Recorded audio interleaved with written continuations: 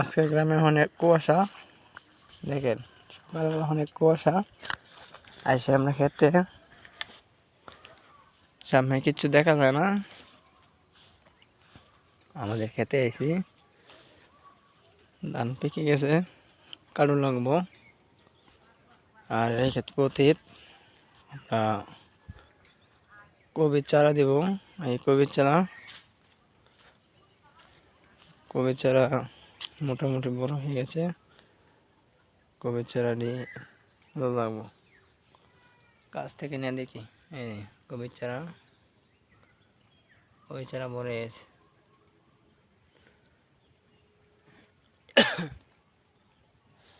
আর এখানে সিম গাছ, গ্রামের বাসা উশি সিমট,